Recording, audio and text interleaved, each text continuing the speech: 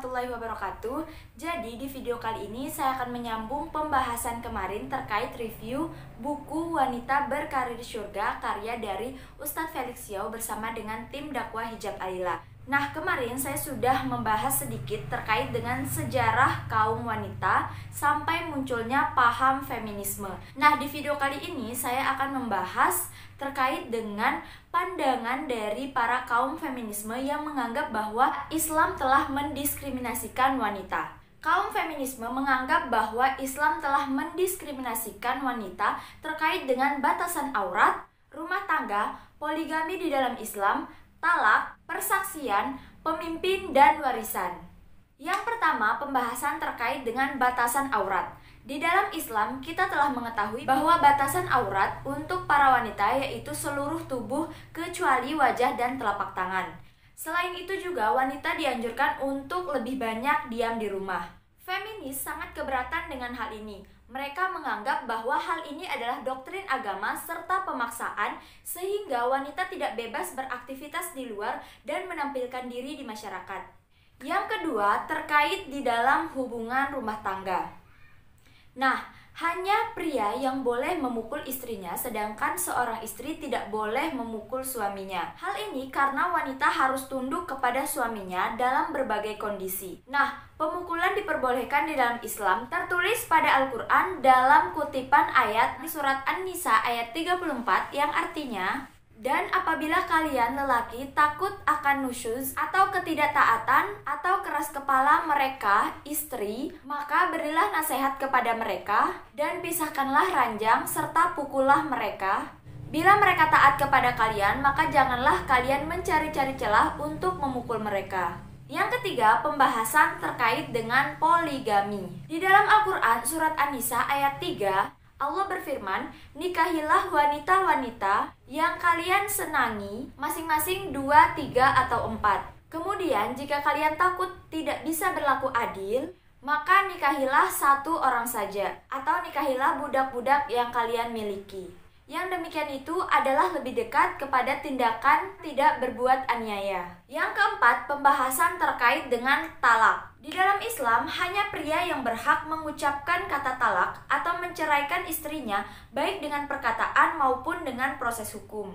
Yaitu ketika seorang suami telah mengucapkan kata talak ketiga kalinya, maka secara agama, ikatan pernikahan antara suami dan istri telah terputus. Dan wanita tidak mempunyai hak untuk menggugatnya. Yang kelima, terkait dengan persaksian. Suatu persaksian dianggap valid jika disaksikan hanya dengan satu pria. Namun, jika wanita yang harus bersaksi, maka harus dengan 2 orang wanita, barulah kesaksian dikatakan valid. Tertulis di dalam Al-Quran surat Al-Baqarah ayat 282, dan persaksikanlah dengan 2 orang saksi dari orang laki-laki di antaramu. Jika tak ada 2 orang lelaki, maka boleh 1 orang saksi laki-laki dan 2 orang saksi perempuan yang kamu ridhoi.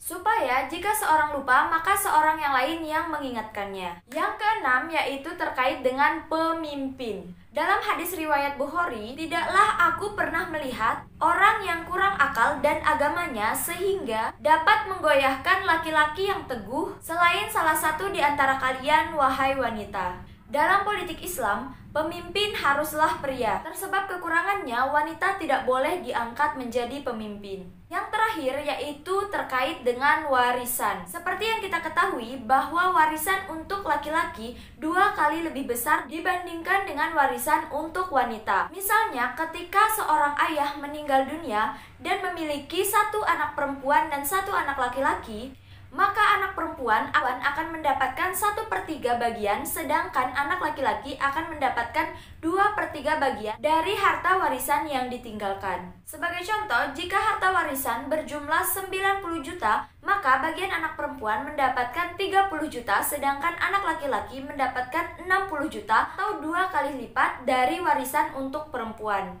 Nah, itu tadi pandangan-pandangan diskriminatif yang dicetuskan oleh kaum feminis. Nah, mungkin sekian pembahasan terkait feminisme atau pandangan-pandangan feminis terhadap Islam. Semoga pikiran-pikiran kita lebih terbuka sehingga kita tidak terpengaruh oleh paham-paham feminis yang menuntut kesetaraan dalam segala hal, karena kita telah diciptakan berbeda. Laki-laki dan perempuan memiliki kekhasan yang berbeda-beda, sehingga kita tidak bisa menuntut kesetaraan dalam berbagai hal. Tapi Allah telah menciptakan kita dalam porsi yang sama untuk beribadah kepada Allah. Bagi yang tertarik dengan pembahasan terkait dengan feminis atau hal-hal terkait dengan wanita dan pembahasan terkait bagaimana Islam mengatur wanita, sudah ada di dalam buku Wanita Berkarir Surga yang bisa dipesan di Instagram Al-Fatih Studios. Oke, mungkin sekian dulu untuk video kali ini. Semoga ada manfaatnya. Terima kasih sudah menonton. Wassalamualaikum warahmatullahi wabarakatuh.